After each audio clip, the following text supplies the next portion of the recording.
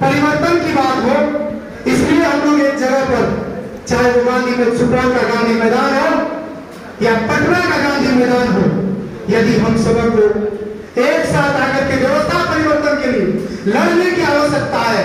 साथियों, अब हम लोग समझौता करते करते थक गए हैं और ये दल से हम लोगों को कोई आशा नहीं रह गया है।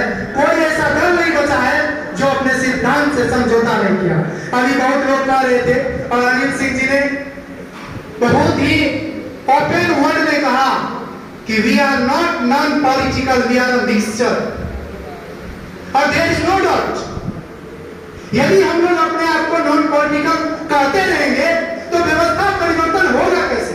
और आज के युवा यदि आज किसी से डर रहा है तो उस वर्ड का नाम पॉलिटिक्स है।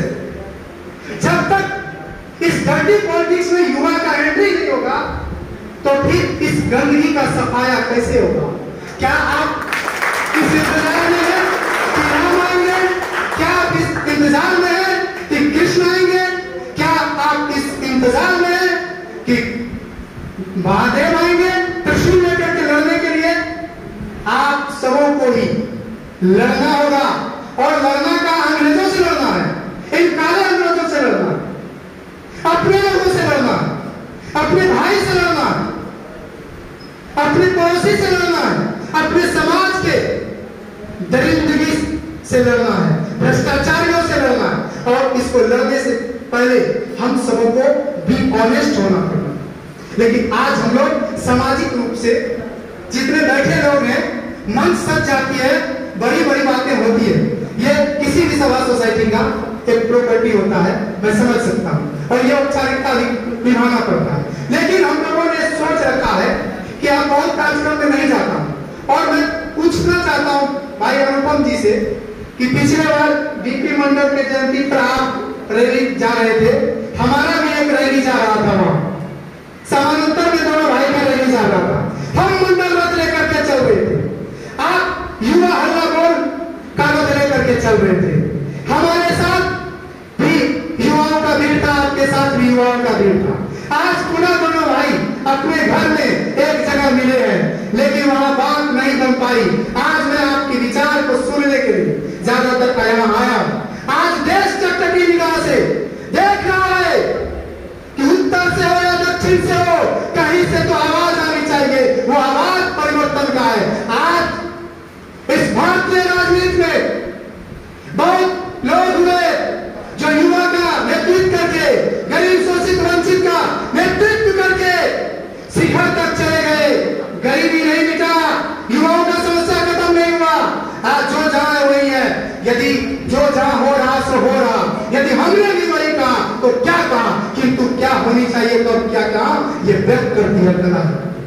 आज देश का 70% आबादी भाई अनुपम जी युवा का, और एक हुंकार भरने की जरूरत है।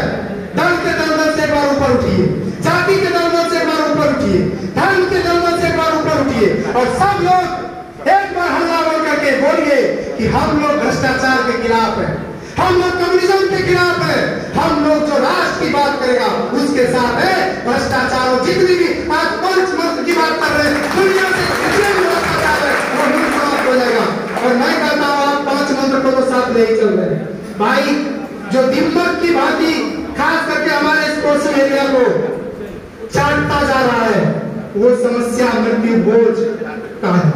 यदि मैं रिक्वेस्ट करता हूं कि इसमें से जो गरीब लोग हैं वो भी सांसों को दिखाने के लिए मृत्यु बोझ पर भय आडंबर करते हैं और औकात से ज्यादा वो समाज को दिखाने के लिए अपना जमीन जायदाद तक बेच देते हैं। यदि आप इस अभिशाप से लड़ने का, सामाजिक अभिशाप से लड़ने का बीड़ा उठाए हैं तो हम युवा वर्ग हैं। और कहा भी जाता है कि समुद्र में जो लहरें उठती है उसे तूफान कहते हैं, और उस तूफान से जो टकराए उसे छात्र नौजवान कहते हैं। हम छात्र नौजवानों में, चाहे 1974 के आंदोलन की बात हो या संकट का बादल जब जब भी मंडराया इस देश में, बिहार के युवाओं ने उस संकट के बादल से हमेशा लड़ने के लिए अपना छाती आगे करने का काम किया है। और अब ये 2024 परिवर्तन का दौर है और मुझे कहते हुए कोई शक नहीं हो रहा है।